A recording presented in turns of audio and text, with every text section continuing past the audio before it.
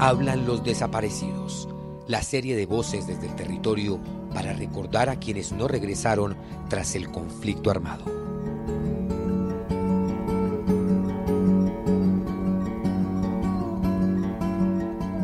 Este viernes 15 de febrero, el sargento primero Jesús Alfonso Sol Rivera habría cumplido 51 años, pero su vida llegó a su fin cuando tenía 39, al ser asesinado por las FARC en el 2007. El 25 de marzo de ese año, Jesús fue secuestrado junto con el sargento segundo Alexander Cardona por esta guerrilla, al ser descubiertos en labores de inteligencia en el corregimiento de la Marina en Tuluá, Valle del Cauca. Antes de partir, se despidió de su esposa Viviana Garay Rincón con la promesa de que en la tarde regresaría para que viajaran junto con su hija Catherine y su madre hacia Tuluá. Fue el último día en el que Viviana lo vio. Desde ese primer día hasta el 2014 que se pudo establecer y recuperar sus restos mortales con un desmovilizado de las FARC, se dio una tranquilidad a la familia en parte, ya que el cuerpo pues no está completo, le faltan sus manos, le faltan las rótulas. Ella es Viviana Garay, la esposa de Jesús Alfonso. 5 meses después de enterarse del secuestro, el 6 de agosto de 2007, la Cruz Roja Internacional la llamó a ella y a Alejandra Aramburu, esposa del sargento Cardona, para una reunión en Cali. Allí le dijeron a Viviana que su esposo había muerto en cautiverio, fusilado, sin ninguna señal de tortura. Sin embargo, tuvo que esperar 7 años para recuperar sus restos y conocer la verdad de lo que en realidad ocurrió con él.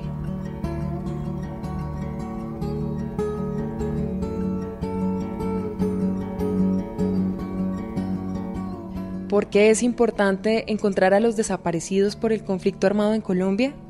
¿Qué ha hecho el Estado para buscarlos e identificarlos? ¿Qué tienen que vivir sus familiares, como en el caso de Viviana, y qué esperan de la unidad de búsqueda de personas dadas por desaparecidas? Soy Carolina Ávila y hoy los acompañaré en este primer episodio de Hablan los Desaparecidos. Colombia es uno de los países del mundo con mayor cantidad de personas desaparecidas. Hay cifras en diversas bases de datos, una de ellas es la del Centro de Memoria Histórica, que más o menos ha planteado que hay cerca de 80.000 personas desaparecidas. Sin embargo, es posible que tanto en esta como en otras bases de datos existan subregistros, lo que haría que esta cifra aumentara. De acuerdo con las declaraciones de la directora de la Unidad de Búsqueda de Personas Desaparecidas, es posible que existan más de 100.000 personas desaparecidas en Colombia. Y todas esas personas desaparecieron forzadamente en medio del conflicto armado. El que hablaba era Juan Carlos Ospina, abogado de la Comisión Colombiana de Juristas, que ha trabajado de cerca este flagelo. Dentro de las cifras que él menciona, en las que todavía hay un alto subregistro de casos de desaparición forzada, se encuentran víctimas de crímenes de Estado como también cientos de militares. Según la Asociación Colombiana de Víctimas de Secuestro, Desaparición Forzada y otros hechos victimizantes, ACOMIDES, hay 113 militares en condición de desaparecidos. El sargento Jesús Sol fue uno de estos casos. Cruz Roja Internacional nos entrega información de que al sargento sí lo tenía las FARC y que lo habían asesinado. Pues en esos momentos hubo tanta confusión, tanto dolor, las emociones que cualquier ser humano se pueda imaginar ante esta noticia. Ya después, con un poco más de tranquilidad, le pude preguntar al delegado Estefano que cómo había sido, qué había pasado. Entonces me dijo que no había sido nada torturoso, ya lo habían fusilado. Y ya en el 2014, cuando se puede recuperar sus restos mortales en medicina forense y todo, pues el protocolo que le hacen al resto óseo, no encuentran nada de impacto de bala, no encuentran nada de eso. Se encuentra una bolsa con una jeringa y esa jeringa arroja los resultados que fue cianuro. Entonces la muerte de él fue muy torturosa, al parecer no, así se establece.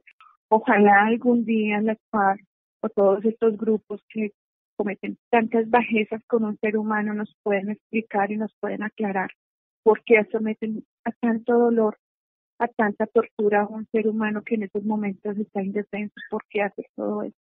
Tras 7 años de angustiosa espera, Viviana logra recuperar los restos de su esposo el 24 de enero de 2014, pero no por la búsqueda de la fiscalía o medicina legal.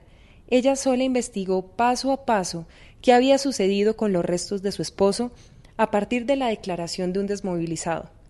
Él había hecho parte del primer anillo de seguridad de Pablo Catatumbo, antiguo ex jefe guerrillero y hoy senador de la República tras el proceso de paz. Catatumbo se acogió a la Jurisdicción Especial para la Paz para contar toda la verdad, o por lo menos lo que él sabe de lo ocurrido en el conflicto armado. Precisamente este 18 de febrero comparecerá ante la JEP para dar su primera versión voluntaria en el caso 001 sobre retenciones ilegales cometidas por las FARC. Él ya estaba desmovilizado desde el 2009. Él fue escolta de Pablo Catatumbo porque el autor material de la muerte de mi esposo es Pablo Catatumbo. Gracias a esa persona pude en el 2014, pudimos hallar el cuerpo, más no le debo nada, ni me entregó nada ejército ni nada, porque eso fue una labor de la familia. La familia fuimos los que le entregamos a la justicia, fiscalía, ejército, policía, bueno, como se llame, el cuerpo de Jesús Alfonso. Yo les entregué el cuerpo de Alfonso. Para poder hacer todo eso me toca ir a mí a la fiscalía, porque en esos momentos colocan un artefacto explosivo en Pradera. Entonces en esos momentos la situación de un orden público estaba un poco complicada. Entonces me dijeron que yo no pensaba en subir, entonces me tocó desplazarme a Cali para decirles que por favor subiera la comisión. La comisión baja exitosamente, sí, con los restos de Alfonso, estaba con las prendas que se fue ese día, menos con el jean, le colocan un pantalón de sudadera.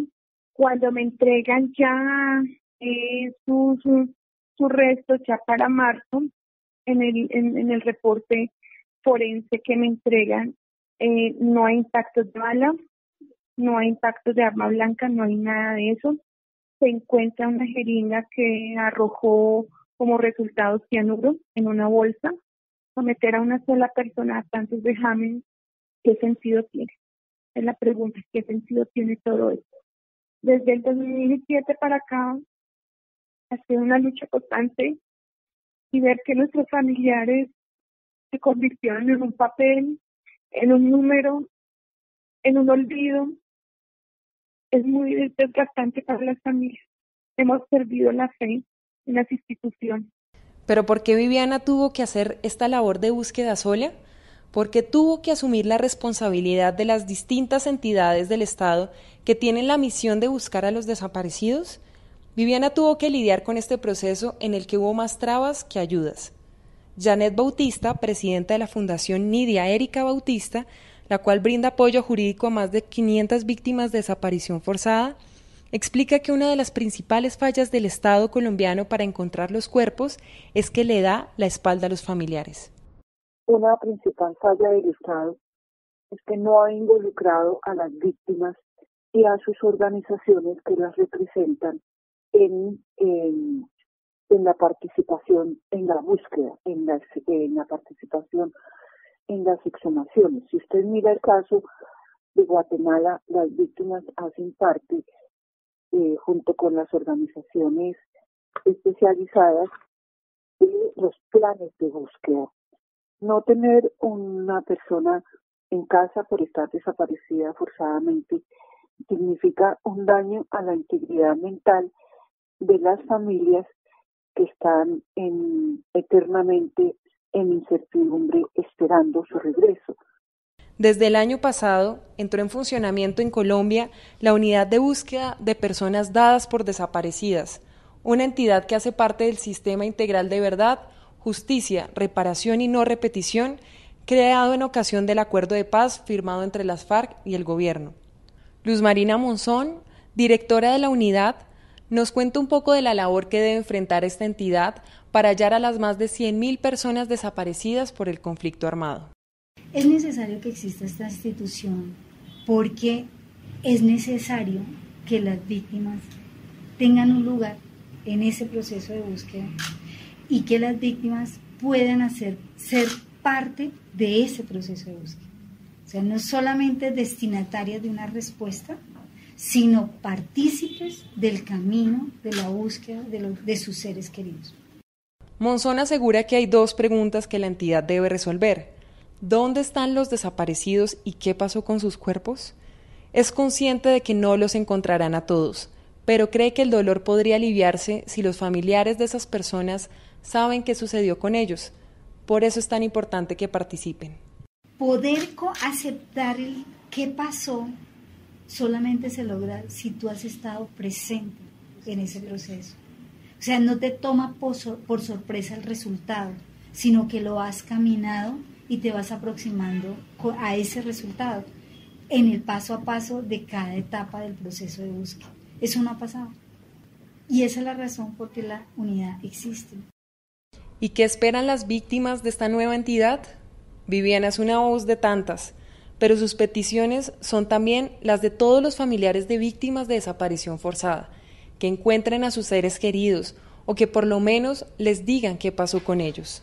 Yo sé que es difícil, que hay días que uno dice ya no más, ya no pienso más en esto, voy a continuar mi vida, pero no, al otro día uno dice, no, Dios mío, vuelve uno y se coloca las botas a la lucha. ¿Qué pasó con su ser? Eso es algo que jamás se puede cerrar ese ciclo, que jamás se va a poder materializar una tranquilidad familiar hasta que no se haya establecido qué pasó con nuestro ser querido. Hay mucho dolor, hay mucha desesperanza de parte de las familias, y espero que ellas encuentren en la unidad de búsqueda ese rayito que no han encontrado en las otras instituciones. Ojalá en la unidad de búsqueda sea ese calor humano que necesitan las víctimas, esa confianza de por fin poder decir, hombre, sí, esto sí funciona. Lo mismo cree Janet, quien le pide a la unidad que tenga una presencia permanente en el territorio. La unidad de búsqueda que se ha creado con el proceso de paz no tendría que hacer otra cosa distinta que aplicar ese plan de búsqueda y que ya fue aprobado y que ya es conocido. Y debería no demorarse más, porque no ha empezado a buscar a los desaparecidos, para estar en los territorios atendiendo a las víctimas, tener presencia permanente en los territorios para escuchar a las víctimas, porque el problema de los desaparecidos es de miles y una presencia itinerante no permite hacer planes serios de trabajo. Viviana ha tenido que enfrentar la desaparición y muerte de su esposo y la de su hija Catherine en 2015. Es una mujer valiente que habla de perdón, pero no de olvido. Le pide paciencia a las demás víctimas, aunque ella bien sabe lo que es vivir el día a día con la esperanza intacta de volver a ver a su ser querido. Ahora está estudiando psicología a sus 44 años, porque dice que el Estado también ha abandonado a las víctimas en el tratamiento para superar este tipo de traumas. Lo importante es pues ayudar a establecer muchas cosas, de una u otra forma darle paz, el alivio que se siente, tener aunque sea un huesito, una uñita, que uno diga ya, Dios mío, lo tengo conmigo. La incertidumbre de todos los días, todos los años, de todas las horas, de todos los días, de todos los meses, de todos los años, es muy difícil. Hay que hacer un alto y pedirle también a las familias, todos los grupos alzados en armas, que ya nomás no se ensañen más con las familias de esta forma. Lo que ocurrió con el sargento Jesús y la búsqueda que tuvo que hacer en solitario Viviana es solo una cara de la moneda y una parte del panorama inmenso de la desaparición forzada en el país. Precisamente en esta serie de Hablan los desaparecidos, queremos dialogar, contar, narrar lo que pasa cuando un ser querido desaparece, desde distintas voces.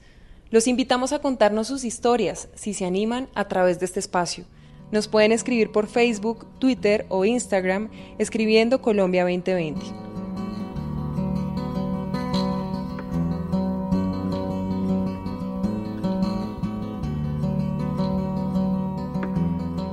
Este episodio de Hablan los Desaparecidos fue editado en alianza con la emisora cultural de Colombia HJCK. Escúchenos cada 15 días en Voces desde el Territorio, el podcast de Colombia 2020 y El Espectador.